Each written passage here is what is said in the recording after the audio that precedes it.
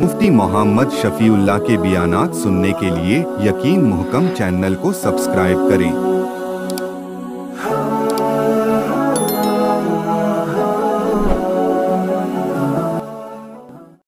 नहमदुहु व नुसल्ली अला रसूलिहिल करीम। अम्मा बादु फ़अऊज़ु बिल्लाहि मिनश शैतानिर रजीम। बिस्मिल्लाहिर रहमानिर रहीम। व इज़ अख़ज़ना मीसाक़ बनी इसराईल ला ताबुदूना इल्लल्लाह व बिल इहसाना व दिल क़ुरबा वल यतामा वल मसाकीन व क़ूलू लिन्नासि हुस्ना व अक़ीमुस्सलाता व आतुज़्ज़काह। सदक़ल्लाहुल अज़ीम। अल्लाहुम्मा सल्लि अला मुहम्मदिन व अला आलि मुहम्मद कमा सल्लैता अला इब्राहीम व अला आलि इब्राहीम इन्नका हमीदुम मजीद। अल्लाहुम्मा बारिक अला मुहम्मदिन व अला आलि मुहम्मद कमा बारकता अला इब्राहीम व अला आलि इब्राहीम इन्नका हमीदुम मजीद। अल्लाह रब्बुल इज़्ज़त ने जो बनी इसराइल से अहद लिए उनमें से एक अहद अक़ीमुस्सलाह नमाज को कायम करने का अहद था। नमाज को कायम करना या नमाज को अदा करना, इनमें क्या फ़र्क है ये मैंने अर्ज़ किया था। सलात किसे कहते हैं, सलात के कितने मानी हैं, ये भी कल ही अर्ज़ किया। अलबत्ता नमाजों की अदायगी के लिहाज से कितनी अक़साम हैं वो आज के दर्स में मुख्तसरन अर्ज़ करूँगा। सबसे पहले है अस्सलातु लिवक्तिहा, वो नमाज जो वक्त पर पढ़ी जाए। रसूलुल्लाह सल्लल्लाहु अलैहि वसल्लम ने इरशाद फरमाया, हज़रत अब्दुल्लाह इब्न सलाम रज़ी अल्लाह तआला फरमाते हैं, रसूलुल्लाह सल्लल्लाहु अलैहि वसल्लम जब हिजरत फरमाकर मदीना तय्यबा तशरीफ़ लाए तो लोग खुशी से दौड़े आपकी तरफ और एक हुजूम लग गया। तो रसूलुल्लाह सल्लल्लाहु अलैहि वसल्लम ने वहाँ एक बलीग खुतबा इरशाद फरमाया। उसमें आपने फरमाया, अफ़शुस सलाम अतइमुत तआम, लोगों को खाना खिलाओ, सलाम को आम करो और नमाजों को वक्त पर पढ़ो, सलामती के साथ तुम जन्नत में दाखिल हो जाओगे। नमाजों को वक्त पर पढ़ना ये जन्नत में दाखिले का सबब है। फरमाया, कब्र में सबसे पहले आपसे नमाज का हिसाब होगा। सबसे पहले हशर में नमाज के बारे में पूछा जाएगा। और जब फरिश्ते आते हैं रूह कब्ज करने के लिए तो सबसे पहले वो इंसान के आज़ा को देखते हैं और उन्हें पता चल जाता है कि ये नमाजी इंसान है, उसकी रूह आसानी से निकालते हैं, और जो बेनमाजी हो उसकी रूह सख्ती से वो कब्ज करते हैं। नमाज को वक्त पर पढ़ना, इन्नस्सलाता कानत अलल मुअमिनीन किताबम मौक़ूता, बेशक नमाज मोमिनीन पर वक्त मुकर्ररा में फ़र्ज की गई है।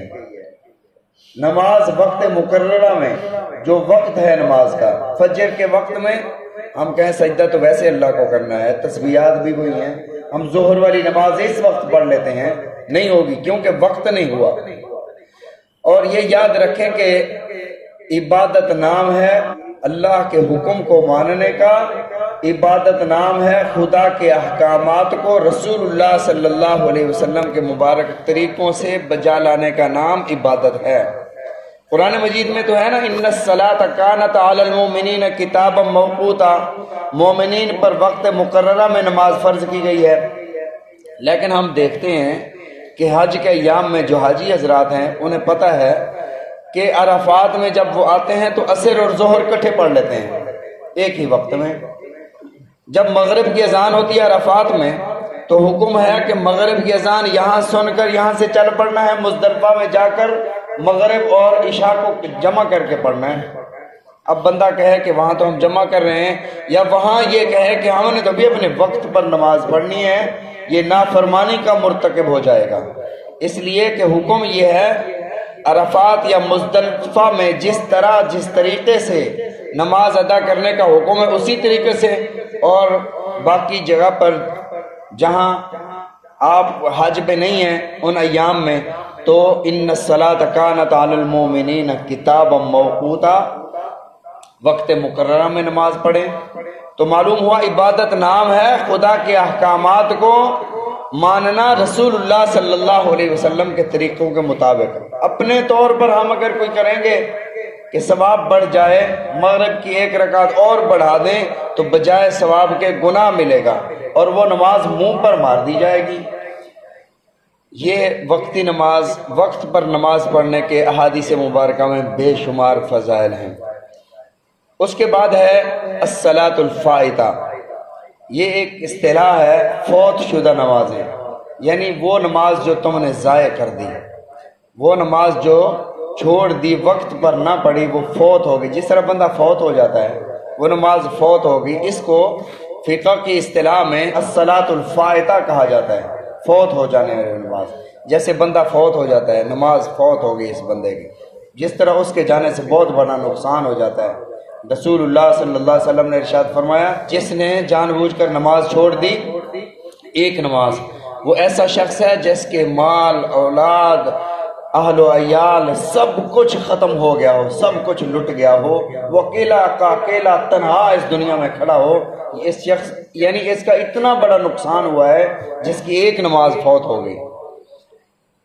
اور جو جان بوجھ کر نماز چھوڑتے ہیں ان کے بارے میں سورہ مریم میں اللہ نے فرمایا فَخَلَفَ مِن بَعْدِهِمْ خَلْفٌ أَضَاعُوا الصَّلَاةَ وَاتَّبَعُوا الشَّهَوَاتِ فَسَوْفَ يَلْقَوْنَ غَيًّا، فرمایا کہ جو لوگ خواہشات کے پیچھے لگ کر نمازوں کو ضائع کر دیتے ہیں، اللہ انہیں ان قریب جہنم کا ایک طبقہ، ایک وادی ہے، اس کا نام ہے غی، اس میں ڈال دیں گے۔ یہ غی کیا ہے؟ جہنمیوں کا پیپ اور خون گرے گا، ایک کنویں میں جمع ہوگا تو اللہ اس بدبودار کنویں میں اس بے نمازی کو ڈال دیں گے۔ اور فرمایا کہ فویل للمصلین، ہلاکت ہے ان بے نمازیوں کے لیے، ان نمازیوں کے لیے جو نماز تو پڑھتے ہیں لیکن آئی گئی نماز پڑھ لیتے ہیں، جب جی چاہا پڑھ لیا، جب جی نہ چاہا نہ پڑھا، وقت ہو گیا ہے لیکن بندہ کہتا ہے ابھی تو میں یہ کام کر رہا ہوں بعد میں پڑھوں گا، ابھی میرے کپڑے ناپاک ہیں بعد میں، بھی کپڑے پاک گھر میں موجود ہیں نا، وقت ہو گیا فوراً کپڑے بدل کر نماز پڑھو۔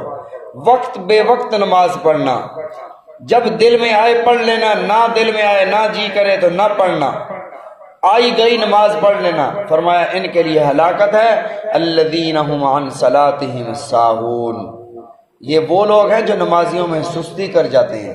اور سستی کرنے والوں کا اتنا بڑا ہلاکت ہے تو چھوڑنے والوں کے لیے کیا ہوگا؟ الصلاۃ الفائدہ، ان کو بھی اگر کسی انسان کی نمازیں قضا ہو گئی ہیں، پتہ نہیں ہے کہ کتنی نمازیں قضا ہو گئی ہیں، نماز قضا ہو گئی تو یہ نماز قرض ہے، جس طرح قرض ہوتا ہے نا کسی پر، یہ قرض ادا کرنا ضروری ہے۔ یہ نہیں ہے کہ اب ہم نے سچی توبہ کر لی، پچھلا رہنے دو، آگے ہم نئے سرے سے نمازیں شروع کریں گے۔ پچھلا قرضہ، جس طرح انسان کوئی توبہ کرے تو قرض تو معاف نہیں ہوتا نا، تو نماز قرض ہے، پچھلی ساری نمازیں پڑھنا پڑیں گی۔ اب پتہ نہیں ہے انسان کو، سال میں تقریباً 150 نماز ہے اور 360 اور ملا لو وتر کی جو نماز ہے، یہ بھی فرض ہے۔ اگر کوئی بندہ، یہ فرض بہی مانا کہ یہ اس کی بھی قضا ہے، ویسے واجب ہے، فرض اس وجہ سے ہے کہ ادا کے لحاظ سے فرض ہے، عقیدے کے لحاظ سے اگر کوئی اس کا انکار کر دے تو کافر نہیں ہوتا، باقی نمازوں کا انکار کر دینے والا کافر ہو جاتا ہے۔ اتنا سا تھوڑا سا فرق ہے، ادا کے حساب سے ساری برابر ہیں، یہ 6 نمازیں بن جاتی ہیں۔ تو اگر کسی انسان کو یاد ہی نہیں ہے کہ میں نے کتنی نمازیں قضا کی، کون کون سی نمازیں قضا کی، تو وہ نمازوں کو کس طرح قضا کرے؟ وہ ایک تخمینہ، ایک اندازہ لگا لے کہ میرے ذمے بلوغت کے بعد کتنی نمازیں قضا ہیں، اور اس اندازے اور تخمینے کو اللہ تعالیٰ قبول فرماتے ہیں۔ اس کو فقہ کی اصطلاح میں تحری کہا جاتا ہے، سوچ و بچار کرے، اور اس کو اللہ قبول بھی فرماتے ہیں۔ انسان کی سوچ کو، انسان کی غور و فکر کو اللہ تعالیٰ قبول بھی فرماتے ہیں۔ ایک انسان صحرا میں بھٹک گیا، یا 4 لوگ ہیں صحرا میں جا رہے ہیں، ان کو بیت اللہ کا قبلہ کا پتہ نہیں چل رہا کہ قبلہ کس طرف ہے، ایک کہتا ہے مشرق، دوسرا کہتا ہے مغرب، تیسرا کہتا ہے شمال، چوتھا کہتا ہے جنوب۔ ہر ایک کی رائے الگ الگ ہے، ہر ایک کی سوچ الگ الگ ہے۔ اب شریعت کہتی ہے کہ جس کا دل جس طرف زیادہ مائل ہے، جس کو وہ زیادہ راجح سمجھتا ہے، اسی طرف وہ منہ کر کے نماز پڑھے تو اللہ قبول فرمائیں گے۔ وَلِلَّهِ الْمَشْرِقُ وَالْمَغْرِبُ، یہاں پر یہ ہے کہ اللہ مشرق میں بھی ہے، مغرب میں بھی ہے۔ جس کا غالب گمان یہ ہے کہ اس طرف ہے تو اسی طرف وہ منہ کر کے نماز پڑھے تو اس کی نماز ہو جائے گی۔ اللہ اس سوچ اور تحریک کو قبول فرما دیں۔ ہر ایک کی سمت الگ الگ ہے لیکن نماز سب کی قبول ہے۔ کیوں؟ اس لیے کہ اللہ قبول فرما رہے ہیں۔ ایسے انسان سوچے کہ میرے ذمہ کتنی نمازیں ہیں، 2 سال کی، 5 سال کی، 10 سال کی، جتنی نمازیں ہوں، ہر نماز کے ساتھ 10 سال کی ہیں تو ایک ایک نماز ہر نماز کے ساتھ قضا کرنے سے اس کی نمازیں 10 سال میں پوری ہو جائیں گی۔ اور اگر 5 سال کی ہیں تو ہر نماز کے ساتھ 5 سال تک ہر نماز کے ساتھ ایک ایک نماز ادا کرنے سے نمازیں اس کی پوری ہو جائیں گی۔ اور اگر 2 نمازیں ہر نماز کے ساتھ پڑھتا ہے تو 2.5 سال میں پوری ہو جائیں گی۔ نمازیں قضا کرنے کی نیت یہ ہے کہ یاد ہی نہیں ہے کہ کون سی نماز قضا ہوئی تھی، تو نیت کرے کہ میری جو سب سے پہلے فجر کی نماز قضا ہوئی تھی وہ قضا کر رہا ہوں، میری جو سب سے پہلے ظہر کی نماز قضا ہوئی تھی وہ قضا کر رہا ہوں۔ ہر نماز پر سب سے پہلے جب کرے گا تو سب سے پہلے والی ادا ہو جائے گی، اس کے بعد والی آ جائے گی اس کی جگہ پر۔ سب سے پہلے قضا ہوئی جو سب سے پہلے، ہر دفعہ سب سے پہلے جو قضا ہوئی، اس طریقے سے اس کی ساری نمازیں قضا ہو جائیں گی۔ اور جب اس کی نمازیں پوری ہو جائیں گی یہ صاحب ترتیب بن جائے گا۔ اور اگر خدا نخواستہ قضا کے دوران کوئی 1 آدھ 5 نمازیں کوئی رہ بھی گئی ہیں، ابھی رہتی ہیں نمازیں، اور بندہ بیمار ہو گیا، اس کو چاہیے کہ وصیت کر دے کہ میرے ذمہ باقی اتنی نمازیں ہیں، زندگی مجھے اللہ نے دی تو میں ادا کر لوں گا، اور اگر مجھے اللہ نے بلا لیا تو میری ان نمازوں کا فدیہ ادا کر دینا، وہ رسا کو کہہ دے تو اللہ کی رحمت سے امید ہے کہ اللہ تعالیٰ اسے معاف فرما دیں گے۔ یہ نمازیں قضا کرنے کا طریقہ ہے۔ اور اس کے بعد کچھ نمازیں ہیں جو مستحب نمازیں ہیں، اس کو انشاءاللہ پھر کل ذکر کریں گے، جس طرح نماز تہجد ہے، نماز اشراق ہے، نماز اوابین ہے، صلاۃ الحاجت ہے، تحیۃ المسجد ہے، تحیۃ الوضو ہے۔ ان ساری نمازوں کے فضائل بھی کہ ان پر ثواب کیا ملتا ہے، اللہ کے نبی صلی اللہ علیہ وسلم نے ان نمازوں کے بارے میں کیا ارشاد فرمایا، کیسے ترغیب فرمائی۔ اللہ تعالی ہم سب کو سمجھنے کی توفیق عطا فرمائے۔